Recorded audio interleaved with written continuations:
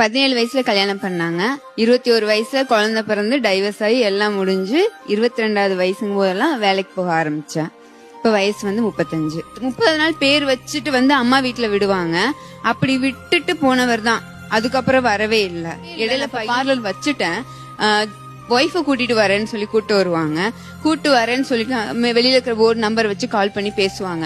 மென்ஸுக்கு service இருக்கா அப்படின்னு. இல்ல சார் இது உமன்ஸ் சலூன். ஓகே நான் என் ஒய்ஃபை கூட்டிட்டு வரேன். அவங்க என் ஒய்ஃபை கூட்டிட்டு வந்தா எனக்கும் நீங்க த்ரெட்டிங் பண்ணி விடுவீங்களா அப்படின்னு கேட்பாங்க.